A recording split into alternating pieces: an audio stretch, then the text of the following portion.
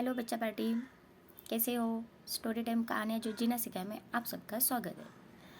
तो अभी समय आ गया हमारे एग्ज़ाम का। एग्ज़ाम पीरियड चल रहे हैं ना, तो कुछ समय में एग्ज़ाम शुरू हो जाएंगे। तो एग्ज़ाम के लिए सबसे ज़्यादा ज़रूरी हमें क्या है बताओ? तो एग्ज़ाम के लिए सबसे ज़्यादा ज़रूरी है हमें फोकस। अभी फोकस कैसे आएगा? फोकस जो चीज़ हमको पता है ना कि फोकस चाहिए, पर वो आएगा किससे? तो फोकस किससे आएगा? हमारे कंसंट्रेशन से। जितना हमारा कंसंट्रेशन अच्छा होगा, है ना, हम वो बाकी की चीज़ों से डिस्ट्रैक्ट रहेंगे, उससे हमारा फोकस बढ़ेगा। और फोकस अभी हमें किस लिए बढ़ाना है? एग्ज़ाम चल रही है, तो ये एक मंथ जो लास्ट 1 मंथ बचा है ना एग्ज़ाम के लिए, तो ये पूरा महीना हमें पूरे शिद्दत से पढ़ाई करनी है, पूरे कंसंट्रेशन के साथ, पूरे फोकस के साथ, है ना, पूरे लगाव के साथ। उस पड़ाव के साथ आपको अटैचमेंट करनी है, लगाव उत्पन्न करना है। तो उससे हमारी एग्ज़ाम में हम अच्छे से मार्क्स से पास हो जाएंगे और अच्छे से पढ़ाई करेंगे तो वाहवाही होगी, क्योंकि एग्ज़ाम में अच्छे से लिखोगे, रिजल्ट भी अच्छा ही आएगा। तो इसलिए अभी ज़रूरत है फोकस की। अभी फोकस होता है क्या है? फोकस आप सबको पता है।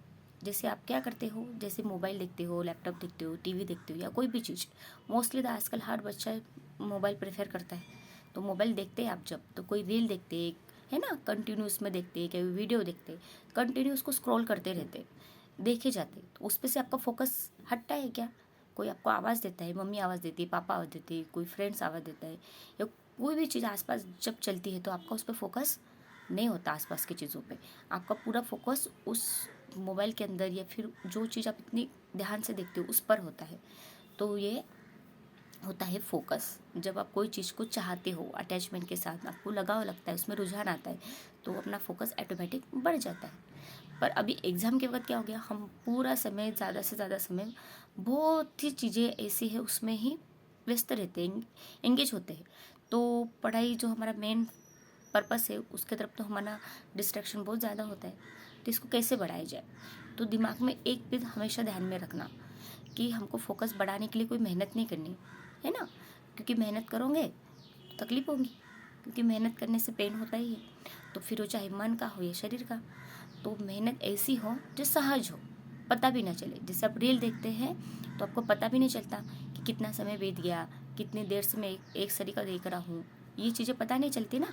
कंटिन्यूस में आप देखते हैं, या आपको कोई पेन होता है इधर उधर हाथ में भी, या कुछ चीज़ होती है, कोई भूख भी लग जाती है तो आपकी भूख भी गायब हो जाती है, कोई पेन भी गायब हो जाता है, क्योंकि आपको पूरे रुझान, पूरे इंटरेस्ट के साथ आप वो चीज़ देखते हो।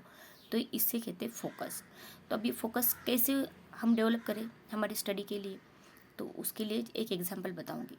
जैसे बहुत दिनों से आपने कुछ खाया नहीं, या फिर बहुत दिनों से ऐसे कोई फेवरेट चीज़ नहीं खाई जो आपको बहुत ज़्यादा पसंद है, या फिर बहुत दिनों से कोई ऐसे रेस्टोरेंट या होटल में आपने, आपका फेवरेट कोई भी कुजीन होगा, कोई भी ऐसी चीज़ होगी जो आपको बहुत ज़्यादा पसंद होगी, कोई फेवरेट डिश होती है ना वहाँ की, कोई भी होटल की, और वो आपने बहुत दिनों से नहीं खाई।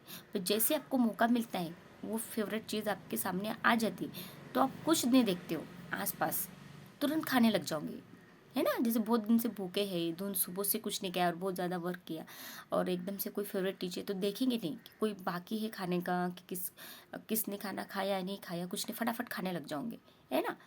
तो ऐसे ही जब हम कोई फेवरेट चीज़ के ऊपर हमारा पूरा फोकस दे देते, तो वो भूख तो हमारी पेट की हो गई, क्योंकि पेट खाना मांगता है तो हम उसको दे देते। पर हमारा दिमाग, हमारी बुद्धि क्या मांग रही है? हम उसको जो खाना मांग रही है वो तो दे नहीं रहे, फालतू चीज़ें देते रहते हैं, है ना।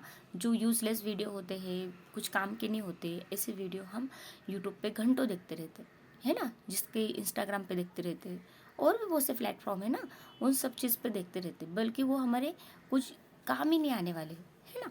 तो अभी फोकस समझ गया आपको कि फोकस कैसा है? जब जो चीज़ का बहुत ज़्यादा भूख हो, है ना, जो कोई चीज़ का इस तरह से क्रेविंग हो, तो हम उस चीज़ पे टूट पड़ते, हम सोचते नहीं। तो जैसे हमको पेट की भूख समझ में आती है, वैसे हमारी बुद्धि की भूख है। तो हमें इसको कैसे मिटानी है ना, क्योंकि अभी भूख लगी है ब्रेन को पढ़ाई की। तो अभी ब्रेन पढ़ाई की भूख तो लगी है, पर हम उसको एंजाइटी देते हैं, स्ट्रेस देते हैं, टेंशन देते हैं, और उससे वो और भी कावरी बावरी हो जाती है ना। जैसे आपको भूख लगी और किसने आपको कुछ ऐसी चीज़ दे दी जो खाने लायक नहीं है, ये ढंग से नहीं बनी, कि जली रोटी दे दी, कुछ दे दी, तो आपकी फेवरेट नहीं है कोई चीज़, तो आप कैसे करते? क्या क्या मुझे खाना था, अब मैं क्या खाऊँ, ये खाऊँ, फिर कुछ भी खा लेंगे, बिस्किट खा लेंगे, चिप्स खा लेंगे, कुछ भी जो घर में रहा वो चीज़ देखते, पर वो भूख उससे शांत नहीं होती है ना। कुछ तो भी खा रहे करके ऐसा लगता है कि थोड़ा सा भर रहा है पेट, पर भूख शांत नहीं होती। तो ऐसे हमारे दिमाग को भी भूख लगी रहती है, पर हम उसको मेन खाना जो चाहिए वो देते ही नहीं, ये वो चीज़ देखते रहते पूरा सेटिस्फेक्शन मिलता नहीं, या फिर भूख भी दिमाग की शांत नहीं होती। तो हमको इसके लिए चाहिए कि हमारा फोकस बढ़े। तो ऐसी फोकस हमें बढ़ाना है, पूरे दिल लगा के पढ़ाई करनी है। अब पूरा साल चलेगा, अब ये महीने हमको किस तरह से पढ़ने की चाहिए, तो उसी फोकस की चाहिए कि ये दिमाग की भूख है।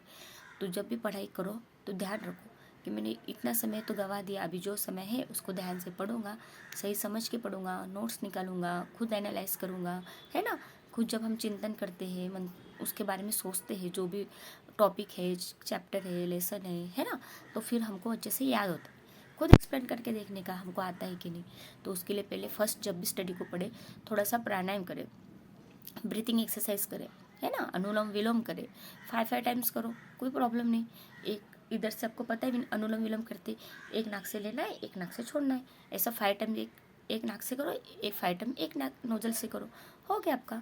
तो 10 टाइम्स आप अनुलोम विलोम करोगे, उसके बाद थोड़ा सा प्राणायाम करो, गहरी सांस लो, छोड़ो, ये भी 5-10 टाइम करो, थोड़ा फोकस बढ़ाने की कोशिश करो। उसके बाद अपना थंब होता है ना, इसको सामने रख के थोड़ा सा 5-10 सेकेंड इसको देखने की कोशिश करो।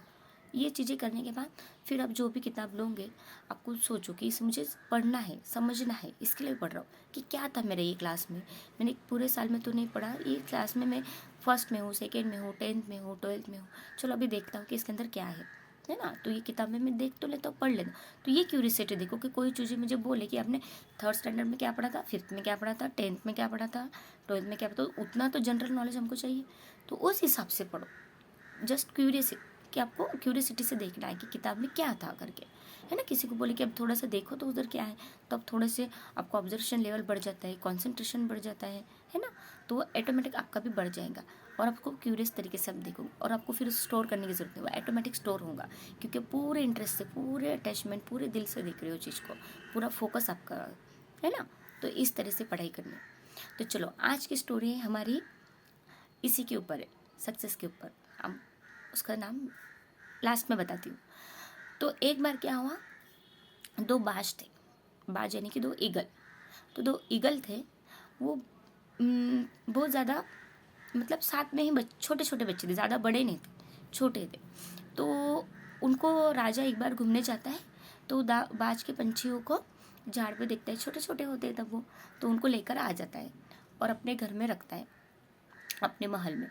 तो अपने महल पे रखता है, और दोनों को, वो महल में जैसे आते तो वो एक झाड़ के जो महल में जो पेड़ होता है वहाँ पे जाके वो बैठे रहते हैं। तो वो राजा उनको देखते रहता है, उनको खाने पीने की सब व्यवस्था रहती है उनके पिंजरे के अंदर, मतलब बाहर से उनको दे जाए, पर उनको पिंजरे में कैद नहीं किया जाता है, पर एक जगह पे ऐसा रख दिया जाता है झाड़ के नीचे, तो खा लेते हैं। उनको पता है कि ये जगह पे खाना कुछ मिलता है, तो वहाँ पे मिल जाते हैं, पर महल के अंदर ही सभी, महल का जो गार्डन वगैरह होता है।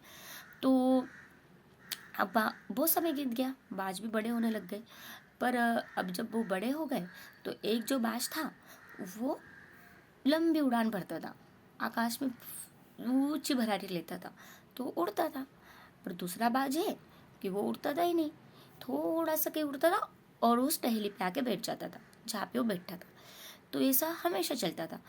तो राजा थोड़ा फिक्र में आ गया कि अरे ये क्या, ये बाज तो ज़्यादा दूर उड़ता ही नहीं है, थोड़ा दूर एक राउंड मार के नज़दीक ही आ जाता है, और ये दूसरा बाज तो बहुत आकाश में फ्लाई करता है, उड़ता है, बहुत अच्छे से उड़ता है, और फिर बाद में कहीं थोड़े बहुत समय से वो आके बैठ जाता है, पर ये तो उड़ता ही नहीं दूसरा वाला। दोनों को साथ में ही लाया, साथ में ही बड़ा किया, तो ऐसा क्यों होता। तो बहुत समय देखता देखता फिर, और बाज का गुण क्या है, ऊंचे आकाश में भरारी लेना, ऊंचा आकाश में उड़ना, ये उसका गुण है। और जिसका जो गुण होता है उसके अंदर वो ना दिखाई दे, तो थोड़ा सा कुछ तो गड़बड़ है ऐसा समझ में आ जाता है ना। तो इसीलिए उसी तरह उस राजा को समझ में आ गया कि बाज में क्या प्रॉब्लम है कुछ तो भी। तो उन्होंने अपने राज दरबार में एक अनाउंसमेंट की कि जो भी इस बाज को ऊंची उड़ान उड़ाएगा उसे मैं बख्शिश दूंगा, पारितोष दूंगा, है ना, अवार्ड दूंगा। तो जैसे राजा की बात सबको पता चल जाती तो बहुत विद्वान आते, बहुत महान आते और फिर अपनी अपनी बात रखते, हाँ, और बताते कि राजा इसको ना हमको थोड़ा सा प्रैक्टिस करना पड़ेगी, इसको प्रैक्टिस देना पड़ेगी, तो ये रोज़ थोड़ा उड़ेगा। तो बहुत से लोग एक्सपेरिमेंट करते उसके पर, उसको थोड़ा उड़ाते, थोड़ी दूसरी जगह खाना भी रखते, उसको बताते, ऐसा वो थोड़ा सा चेंजेस करते रहते उनके हिसाब से जो जो उनको करना है। पर कोई भी उसको उड़ाने, कोई उसको आवाज़ से उड़ाने की कोशिश करता है कि उड़े, पर वो ज़्यादा दूर उड़ता ही नहीं है, उतना ही 1 मीटर के दायरे के अंदर से वो उड़कर आ जाता है और उस शाखा पर, उस ब्रांच पे बैठ जाता। तो ऐसा बहुत दिनों तक चलता। फिर एक दिन क्या होता है, एक विद्वान आता है, बुद्धिमान, और वो बोलता है कि मैं उड़ा के बताऊंगा, और वो भी कुछ कर नहीं पाता। वो उसको सुर के साथ, गानों के साथ उड़ने की उसको प्रैक्टिस करता है कुछ समय तक, पर वो भी नहीं कर पाता। फिर एक दिन एक रहता है सुतार। सुतार पता है ना, जो झाड़ तोड़ते कारपेंटर, है ना, तो वो इधर उधर के झाड़ उन लोगों को आदत होती है जंगल में तोड़ने। तो वो देखता है कि क्या राजा ने जो अनाउंसमेंट की, चलो ठीक है देखते क्या है। तो बोलते हैं राजा साहब क्या आपकी आज्ञा हो, तो क्या मैं इनको ये ब्राज को उड़ाने की कोशिश कर सकता हूँ। तो बोलता है ठीक है तुम भी कर लो, अब महान विद्वान तो हार गए, बुद्धिमान तो हार गए, इतने लोग आए तो अभी तुम देखो तुमसे क्या होता है। तो वो भी उसको ट्राई करते हैं। तो जैसे ही वो सुतार क्या करता है, वहाँ जाता है और वो बाज की जो शाखा होती है ना, ब्रांच, उसको कट कर देता है। तो जैसे वो कट करता है, वो पंछी तो हवा में उड़ जाता है, उड़ा तो देता है, पर उसके बाद उड़ जाता है। जैसे ही उड़ जाता है उसके बाद वो सुतार उस ब्रांच को कट कर देता है। तो वो बाज घूमते रहता है, घूमते रहता है स्काई के अंदर, आकाश में घूमते रहता है, देखते रहे, उसको कुछ दिखता ही नहीं कि उसके ब्रांच कहाँ गई करके, जहाँ पे वो बैठा था। तो वो घूमते ही रहता है। तो राजा देखता है, अरे ये तो बहुत ही उड़ रहा है, दूर दूर तक उड़ रहा है बाज। तो बोलता अच्छा तुमने क्या किया, सुतार को पूछता। तो बोलते राजा साहब मैंने कुछ नहीं किया, मैंने तो बस जैसे ही ये पंछी उड़ा, ये बाज उड़ा, मैंने उसकी शाखा, जो झाड़ की शाखा पे बैठा था, उसको कट कर दिया। तो इसको अभी बैठने का चांस ही नहीं मिला।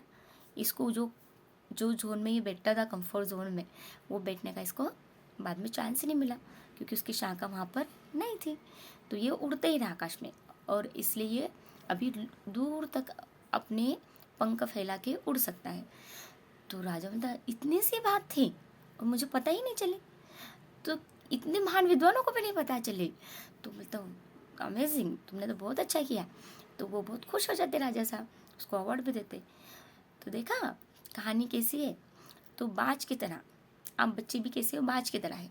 आपके अंदर उतना पोटेंशियल है, उतनी कैपेबिलिटी है, उतनी आपके अंदर वो इन चीज़ों के अंदर करने का जज्बा भी है, पर आप करते नहीं हो।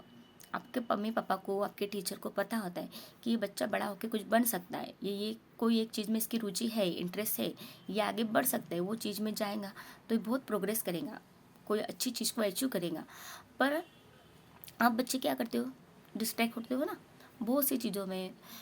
मोस्ट कल के तो मैं मोबाइल को प्रेफर करती हूँ, क्योंकि ये बहुत डिस्ट्रैक्शन का सबसे बड़ा माध्यम बना है।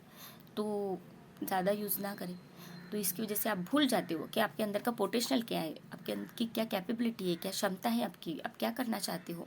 आपके गुणों को विकसित करने का आपको मौका ही नहीं मिलता, लेके बैठ जाते हो एक एक 2-2 घंटे, या फिर कहीं बाहर टाइम वेस्ट करते हो। तो आपका पोटेंशियल कब निकलेगा, है ना।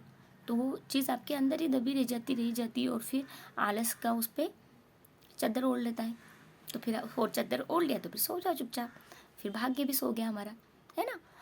तो फिर हमारे डेस्टिनी में क्या लिखना चाहिए, हमें हमारे भाग्य में क्या लिखना चाहिए, हमको हमारे लक को कैसा ग्रेस देना चाहिए, यह हमारे ऊपर ही होता है कि जैसा काम हम करेंगे हमें देख और करेंगे। तो इसके लिए बात का हमें ध्यान रखना है कि मैं करूँगा तो मेरे छोटे भाई बहन भी वही करेंगे। तो पहले बड़े जो होते हैं घर में उनको ध्यान दो, फिर बच्चे उन पर ध्यान दो, फिर उससे छोटे बच्चे, तो वो अपने बड़े लोगों को ही देख के उनका सीखते हैं ना। तो ये चीज़ों को याद रखो। तो आपके अंदर का भी जो पोटेंशियल है उसको हटाओ। अभी मोबाइल रूपी जो ब्रांच है, लैपटॉप रूपी ब्रांच है, जो भी ऐसे अननेसेसरी है जो आपके प्रगति में, प्रोग्रेस में बाधा देती है, उसको हमको कट करना है उस शाखा को, और प्रोग्रेस की ओर बढ़ना है। क्योंकि आपकी ऊंची उड़ान आपको और आपके चाहने वालों को अच्छे से पता है, इसलिए वो आपको रोकते हैं, टोकते, बोलते, समझाते, कुछ सुनाते भी हैं, है ना, इसीलिए क्योंकि उनको पता है कि मेरा बेटा क्या कर सकता है, मेरी बेटी क्या कर सकती है। तो इस चीज़ को एनालाइज करो, समझो और इम्प्लीमेंट भी करो अपने जीवन में। देखो आपको क्या रिजल्ट मिलता है फिर। तो उस बाज की तरह हमें भी हमारे कंफर्ट जोन से बाहर निकलना है। दिन सोफे पे बैठे बैठे, पलंग पे बैठे बैठे, बेड पे, है ना, मस्त आराम से खाकर, ये सब कुछ नहीं, कंफर्ट जोन से थोड़ा बाहर निकलो, कुछ अचीव करो, थोड़ा एफर्ट्स बढ़ाओ, सुबह जल्दी उठो, सुबह की पढ़ाई करो, टाइम टाइम टाइम से सेटल करो, टाइम मैनेज करो, उस हिसाब से पढ़ाई करो, कितने मिनट का ब्रेक चाहिए, क्या चाहिए, थोड़ा सा करने की कोशिश करो। बाद में ये रूटीन की आदत लग जाएगी। कुछ दिन लगातार करते रहने से वो हमारी बुद्धि की एक हैबिट बन जाती है ना। तो बुद्धि के लिए क्या चाहिए, थोड़ा सा खाना, पेट के लिए खाना चाहिए पर बुद्धि के लिए अच्छा खाने वाला खाना चाहिए। तो हेल्दी फूड खाओ, फास्ट फूड मत खाओ, है ना। थोड़ी एक्सरसाइज चाहिए, है ना, बॉडी की एक्सरसाइज, थोड़ी सी मन की एक्सरसाइज, है ना, और थोड़ी श्वास की एक्सरसाइज, वो सबसे ज़्यादा इम्पोर्टेंट है। तो ये चीज़ों का ध्यान रखो। तो इस बाज की तरह आपको भी उड़ना है और जीवन में उन्नति की ओर बढ़ना है, अच्छी रिजल्ट लाना है, प्रोग्रेस करना है ना, इसके लिए। तो आज की कहानी में हमने जो सीखा उसको इम्प्लीमेंट करेंगे और आगे बढ़ेंगे। Best of luck, good luck सभी को। स्वस्थ रहो, मस्त रहो, पढ़ाई में अच्छे से मार्क्स से पास हो। 10वीं के बच्चों को, 12th के बच्चों को, सभी को गुड लक, सभी बच्चों को गुड लक। अच्छे मार्क्स मिलेंगे तो अच्छे नंबर से पास होंगे तो अच्छे कॉलेज में नंबर लगेगा, और अच्छे कॉलेज में नंबर लेंगे तो अच्छी पढ़ाई मिलेंगी, अच्छे फ्रेंड सर्कल मिलेंगे, अच्छी लाइफस्टाइल मिलेंगी, है ना, सोचने का नया ढंग, नया रंग मिलेगा, है ना। तो किस तरह रहना है, कौन से दोस्तों के साथ रहना है, ये आपको तो पता ही, आप बहुत होशियार हो। थोड़ा सा सुधार की ज़रूरत है, उस पर हम ध्यान देंगे और आगे बढ़ेंगे। Good luck, have a nice day.